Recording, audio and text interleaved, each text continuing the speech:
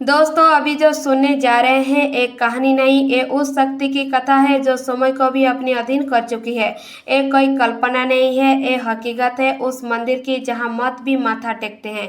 नाम है महाकालेश्वर। अकाल मृत्यु जो मारे, जो काम करे चंडाल का, काल भी उसका क्या करे जो भक्त हो महाकाल का। कालों के काल महाकाल, महिमा अद्भुत है देशों के अलग अलग कोने। भगवान शिव के 12 ज्योतिर्लिंग अपने दिव्यता और सनातनी के महत्ता के कारण दर्शनीय है। इन्हीं में से एक मध्य प्रदेश उज्जैन में स्थित महाकालेश्वर मंदिर रहस्य से भरा हुआ है।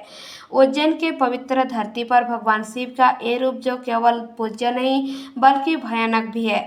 हर मंदिर एक कहानी होती है, लेकिन इस मंदिर की कहानी रहस्य, मृत्यु और चमत्कार के बीच कहीं अटकी हुई है। उज्जैन का महाकाल जो कोई साधारण शिवलिंग नहीं है, ये भारत के 12 ज्योतिर्लिंग में से एक है, लेकिन इसका महत्व बाकी सभी से अलग है। क्योंकि यहाँ विराजमान कालों के भी काल महाकाल कहते हैं। जो इंसान महाकाल का नाम एक बार भी सच्चे मन से लेता है, उसके जीवन में डर और मृत्यु खुद पीछे हट जाते। लेकिन क्या ये सिर्फ एक आस्था है या इसके पीछे छुपा कुछ ऐसा रहस्य जिन पर विज्ञान भी खामोश है। इस मंदिर का कोई पौराणिक ग्रंथ में काफ़ी कथा वर्णन देखने को मिलता है। देश दुनिया से जहां सब भगवान शिव को दर्शन करने पूरे साल आते हैं, लेकिन दोस्तों जितना महाकालेश्वर का मंदिर लोगों के बीच पॉपुलर है, उसे कहीं ज़्यादा अपने अंदर कोई रहस्यों को समेटे हुए हैं। तो सवाल ये उठता है, वो कौन सी वजह थी उसके कारण इस मंदिर की भस्म आरती देहो इंसान की राख से की जाती है। और क्या आज भी यहाँ पर इंसान की देह की राख से भस्म आरती की जाती है? क्या सच में यहाँ काल भी प्रवेश से पहले अनुमति मांगता है? क्यों कहते हैं कि यहाँ की आरती देखने मात्रा से इंसान की आने वाली विपत्तियाँ टल जाती है? और कौन सी अनदेखी शक्ति है जो इस मंदिर से बाहर निकलते ही अदृश्य हो जाती है? इतिहासकार कहते हैं ये केवल पौराणिक मान्यता है, लेकिन साधु संत कहते हैं जिसने महाकाल को देखा नहीं, उसे मृत्यु को कभी समझा ही नहीं। कोई ये मंदिर समय के नियम को मोड़ने वाला कोई दीवार तो नहीं, या फिर ये है ऐसा स्थान जहां आत्मा चैन की तलाश में आती है? और सबसे बड़ा सवाल, क्यों इस मंदिर के केतवाल काल भैरव को शराब चढ़ाई जाती है? और आश्चर्यचकित करने वाली बात तो ये है, यहाँ पर चढ़ाई गई सैकड़ों हजारों लीटर शराब आखिर कहाँ पर गायब हो जाती है? क्या काल भैरव स्वयं इस शराब को भोग कर लेती है? और जब अंग्रेजों ने शराब के इस रहस्य को सुलझाने की कोशिश करने के लिए मंदिर की खुदाई कराई, तब ऐसा क्या हुआ जिसे देखकर अंग्रेजों के पसीने छूट गए और डर से फिर कभी काल भैरव मंदिर में प्रवेश नहीं किया? इतिहास में ऐसी कौन सी घटनाएं घटी है जिसकी वजह से उज्जैन में कोई भी मंत्री या प्रधानमंत्री यहाँ रात नहीं ठहरता? और मध्य प्रदेश के मुख्यमंत्री मोहन यादव ने इस परंपरा को किस तरह से तोड़ा और उन्हें कुछ क्यों नहीं हुआ? आखिर क्यों इस मंदिर के सामने से बारात को नहीं गुजारा जाता है? क्यों भक्तों को अलग अलग रूपों में दर्शन देते हैं? महाकाल मंदिर वितरण के दौरान पुरातन के भाग को मिले एक नर कंकाल के पीछे आखिर कौन सा रहस्य छुपा है? इन तमाम सवाल का जवाब आपको आज इस वीडियो के जानने को मिलने वाले हैं, इसलिए आज की वीडियो काफ़ी इंटरेस्टिंग होने वाली है। तो इस वीडियो को आप शुरू से लेकर अंत तक पूरा देखें। तो चलिए महाकाल के नाम लेकर इस वीडियो की शुरुआत करते हैं। दोस्तों, महाकालेश्वर मंदिर के रहस्य को जानने से पहले हम ये मंदिर किस तरह से बना था और इस मंदिर का इतिहास क्या है, इसके बारे में जानेंगे। 25 लाख वर्ष भी पुराना है महाकालेश्वर मंदिर का इतिहास। ब्रह्मा जी ने स्वयं की थी स्थापना। वाराणसी में काशी विश्वनाथ कॉरिडोर के बाद अब उज्जैन में महाकाल लोक कॉरिडोर की स्वागत प्रधानमंत्री नरेंद्र मोदी ने कराया। मंदिर का जीर्णोद्धार देवता भी गाते हैं महाकाल दरबार की अद्भुत महिमा। उज्जैन के जिस महाकालेश्वर मंदिर को अब प्रधानमंत्री नरेंद्र मोदी ने महाकाल लोक कॉरिडोर की स्वागत दी है, उसका इतिहास अति गौरवशाली, भव्य, अनुपम, अनुष्ठान और आदित्य है। हिंदू के अन्य धार्मिक स्थलों की तरह ही यह महास्थल स्थल भी मुस्लिम शासक के अत्याचार का शिकार हुआ था, लेकिन इसके बावजूद श्री महाकालेश्वर का बाल बांका तक नहीं हुआ। यही वजह है कि उज्जैन के बाबा महाकाल सबकी रक्षा करते हुए आज भी अनुक्षण खड़े हैं। महाकालेश्वर मंदिर भारत ही नहीं बल्कि पूरी दुनिया के लिए आस्था का सबसे बड़ा केंद्र है। श्री महाकाल को कालों का भी काल कहा जाता है। महाकाल कॉरिडोर से पहले पीएम मोदी वाराणसी में बाबा विश्वनाथ कॉरिडोर भी भक्तों को समर्पित कर चुके हैं, जिसे भगवान शिव की नगरी कहा जाता है। पुराणों के अनुसार काशी दुनिया का सबसे प्राचीनतम नगर है। पौराणिक साक्ष्यों के अनुसार साक्षात भगवान शिव इस नगरी में कभी निवास करते थे। ठीक ऐसे ही महिमा उज्जैन के महाकाल बाबा की है। वैदिक ग्रंथों और पुराणों के अनुसार भगवान महाकाल स्वयं उज्जैन नगरी में विराजमान हुए थे। श्री महाकाल त्रिकालदर्शी और काजलीय है। ऐसी मान्यता है कि तन मन से उनकी भक्ति करने वालों और उनके दरबार में जाकर शीश झुकाने वालों कभी अकाल मृत्यु को प्राप्त नहीं होता।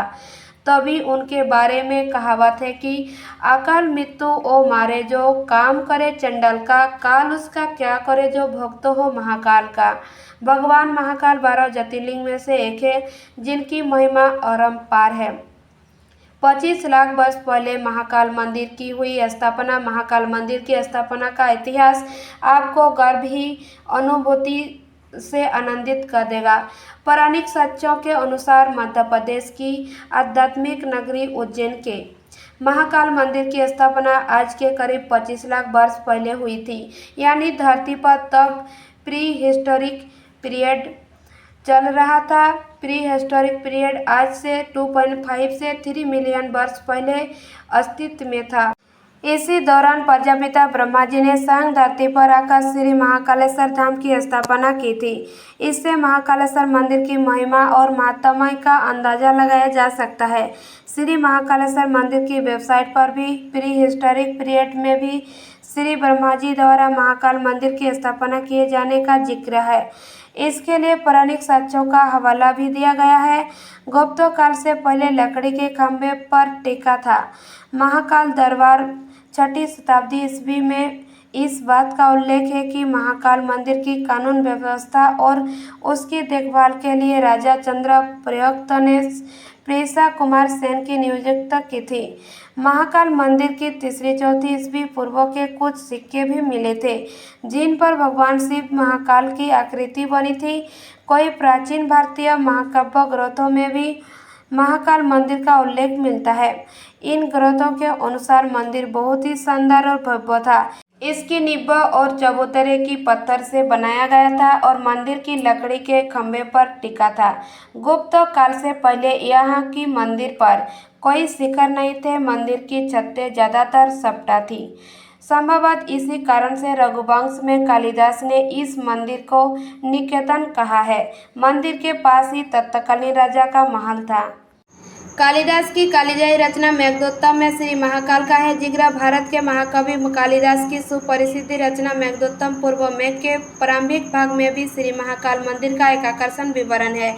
इससे ऐसा प्रतीत होता है कि यहाँ का चंडीश्वर मंदिर भी तत्कालीन कला और वास्तुकला का अनुष्ठान उदाहरण रहा होगा। इससे अंदाजा लगाया जा सकता है कि उस शहर के मुख्य देवता महाकाल का मंदिर कितना शानदार रहा होगा, जो सोने से मंडा हुआ बहुमंजिला महल था और इसकी इमारतें में शानदार कलात्मकता और भव्यता थी। मंदिर का प्रवेश द्वार एक ऊंची प्राचीन से घिरा हुआ था। सांझ के समय जगमगाते दीपक की जीवंत पंक्तियां मंदिर परिसर को रोशन किया करती थी। विभिन्न वाद्य यंत्रों की ध्वनि से पूरा वातावरण गूंज उठता था। गुप्त साम्राज्य के पतन के बाद कई राजवंशों का रहा उज्जैन में राज। गुप्त साम्राज्य के पतन के बाद उज्जैन में मंत्रक, चालुक्य, कलचुरी, पुष्पभूति, गुर्जर, प्रतिहार, राष्ट्रकूट आदि सहित कई राजाओं का एक के बाद एक उज्जैन में शासन रहा। हालांकि उस सभी ने महाकाल के सामने नतमस्तक होकर यज्ञों को दान और भिक्षा का विवरण किया। इस अवधि के दौरान अवंतिका में विभिन्न देवी देवताओं, तीर्थों, कुंडों, वापसियों और उद्यानों में कई मंदिरों ने आकार लिया।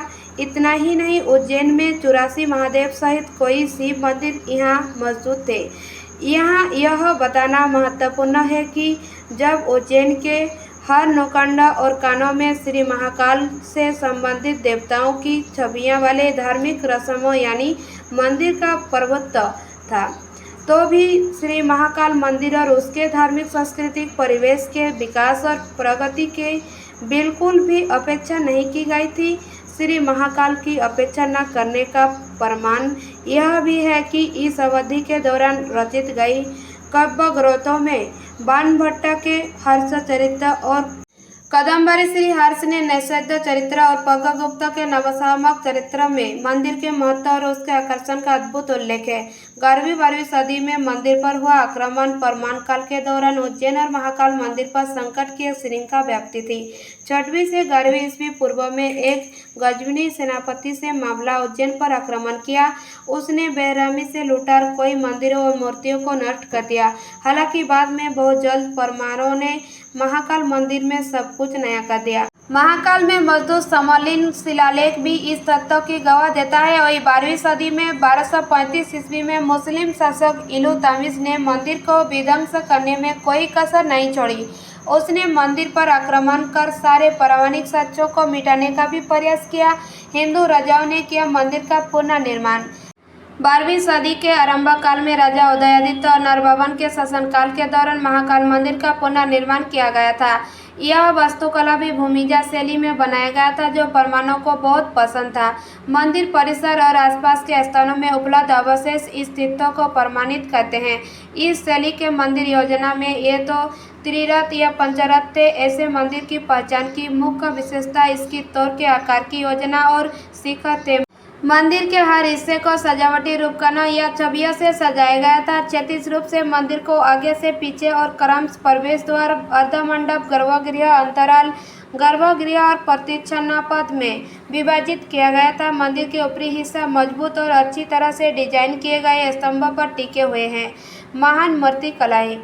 मंदिर की मूर्तिकला कला बहुत शास्त्रीय और विविध थी। नटराज, कल्याण सुंदर, रावणानुग्रह, गंजातक, सदाशिव, अंधकासुरवध, लंकुलिसा आदि की छवियां के अलावा मंदिर को गणेश, पार्वती, ब्रह्मा, विष्णु, सूर्य देवता समस्त मातृकाओं सात की छवियां से सजाया गया था, जिसमें माता देवी आदि है। ये चित्र बहुत ही अनुपातिक अच्छी तरह से सजाए गए मूर्ति कला की दृष्टि से परिपूर्ण और शास्त्रीय और पौराणिक ग्रंथों के अनुसार उकेरे गए थे। इस प्रकार यहाँ पूजा पाठ और कर्मकांडों का संचालन किसी न किसी रूप में जारी रहा। इन तत्वों को प्रकट करने के लिए प्रबंध चिंतामणि, विवेद तीर्थ, कल्पतरु, प्रबंध कोश सभी की रचना 13वीं-14वीं शताब्दी के दौरान हुई। इसी प्रकार का उल्लेख 15वीं शताब्दी की रचित विक्रमचरित्र और भद्द चरित्र में मिलता है। हमीरा महाकाव्य के अनुसार रणथंभौर के शासक हमीरा ने भी उज्जैन में रहने के दौरान भगवान महाकाल की पूजा की थी। मराठा शासक ने मंदिर को किया और भव्य 8वीं शताब्दी के चौथे दशक में उज्जैन में मराठा शासन स्थापित किया गया था। उज्जैन का प्रशासन पेशवा बाजीराव प्रथम द्वारा अपने वफादार सेनापति रौजाजी शिंदे को सौंपा गया था। राणौजी के दीवान सुखानकर रामचंद्र बाबा सेन भी थे, जो बहुत अमीर थे लेकिन दुर्भाग्य से निर्दयी थे। इसीलिए कई विद्वान पंडित और सुचिंतकों के सुझाव पर उन्होंने अपनी संपत्तियों को धार्मिक उद्देश्यों के लिए निवेश करने का फैसला किया। इस सिलसिला में उन्होंने 8वीं सदी के चौथे-5वें शतक में दौरान उज्जैन में परिशुद्ध महाकाल मंदिर का पुनर्निर्माण किया। इसके बाद राजा भोज ने इस मंदिर को और भव्यता दी। इससे पहले मराठों के शासनकाल में महाकाल मंदिर का पुनर्निर्माण से लेकर ज्योतिर्लिंग की पुनः स्थापना और सिंहस्थ पूर्व स्नान की स्थापना की गई। महाकाल दरबार में है 108 शिखर। श्री महाकाल मंदिर में 108 शिखर है। मंदिर के सामने कोटि तीर्थ भी है। ऐतिहासिक साक्ष्यों के अनुसार इल्तुतमिश ने ज्योतिर्लिंग को तोड़वाकर इसे कोटि स्थल में फेंकवा दिया था। इसके बाद मराठा शासक ने इसकी पुनर्स्थापना करवाई। इस मंदिर के 108 शिखर है जो पूरी तरह स्वर्ण से आच्छादित है। इन पर 16 किलो सोने की परत चढ़ाई गई है। महाकाल दरबार की महिमा की स्तुति देवतागण भी करते हैं। धन्यवाद। अगर मेरा चैनल आपको पसंद आए तो प्लीज़ लाइक सब्सक्राइब जरूर कीजिए और मेरा चैनल में आप सभी लोग बने रहिए।